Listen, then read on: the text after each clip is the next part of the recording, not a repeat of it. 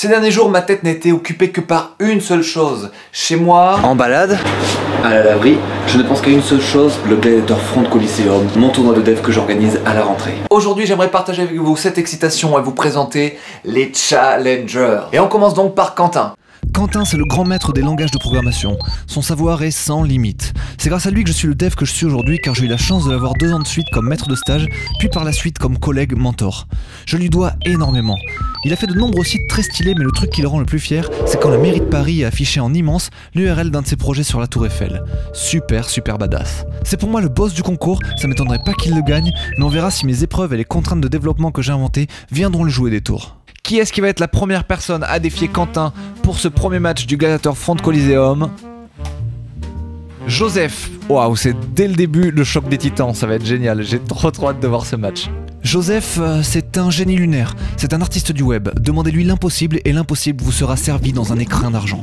Son expérience et son background est un mystère pour nombre d'entre nous, mais cela le rend encore plus intriguant à suivre dans ce tournoi.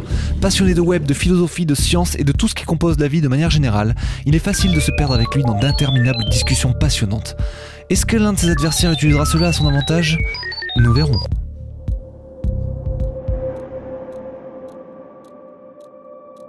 Axel, c'est l'incarnation même du touche-à-tout, terme que j'ai bien pris le temps de définir dans une précédente vidéo. Développeur, entrepreneur, youtubeur et professeur, Axel aime transmettre son savoir sur sa chaîne YouTube et le site Udemy. Il cumule 3 années d'expérience dans le web et c'est le candidat le plus jeune du concours. Sa plus grande fierté, c'est un site qu'il est en train de coder en ce moment à propos de crypto-monnaie. Vous trouverez le lien du site dans la description, ça s'appelle Connor, comme mon chat. Axel peut être un challenger de taille dont la vivacité et la polyvalence pourraient venir à bout de nombreuses contraintes que j'ai glissées ça et là. Qui est-ce qui va affronter Axel pour le deuxième match du Gladiator Front Coliseum? Jean-Jacques. Ce sera donc Axel versus Jean-Jacques. Cool. À 22 ans, Jean-Jacques présente déjà de nombreuses réalisations et un portfolio de qualité. Le parcours de son site très léché dans lequel il présente ses compétences en informatique et ce qu'il aime dans la vie nous laisse deviner une personne tout à fait sympathique que j'ai hâte de voir évoluer au sein du Coliseum. La qualité de son site nous ferait même lui pardonner de ne jamais avoir vu un seul Star Wars. Le duel Axel-Jean-Jacques promet d'être détonnant. Maintenant, qui va affronter David pour le 3e match du concours? La fille numéro 2. C'est parfait. Je sais pas encore qui c'est, mais ça sera elle qui va t'affronter, David. David est un front très à cheval sur les bonnes pratiques. Son hobby pourrait lui valoir le surnom de l'homme aux listes.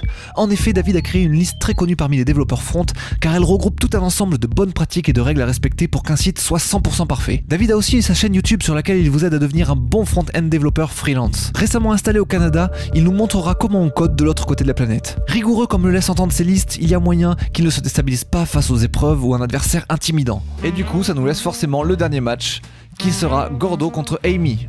Gordo, c'est l'entité mystère de ce tournoi. Diplômé du MIT, Maubeuge Institute of Technology, ses origines restent inconnues. La seule preuve de ses autoproclamées 36 années d'expérience, c'est son site perso, jamlin.com. Ce site lui aurait rapporté à ce jour 48 €, ce qui lui permettrait, d'après ses témoignages, de vivre désormais dans l'opulence. Son temps libre, il le passe à optimiser ses sites internet pour Internet Explorer, ainsi qu'à donner des masterclass sur Adobe Flash. 36 ans d'expérience, c'est beaucoup. Peut-être qu'il est un dieu de l'internet comme on a la chance d'en rencontrer une fois dans sa vie. Seule l'issue du concours nous permettra de confirmer cette hypothèse. Amy est l'une des représentantes féminines de ce concours. Gloire à son courage, car malgré une campagne de recrutement assez fastidieuse, j'ai eu énormément de mal à trouver 2 candidates. D'ailleurs, au moment où j'enregistre tout ça, c'est la seule fille que j'ai trouvée.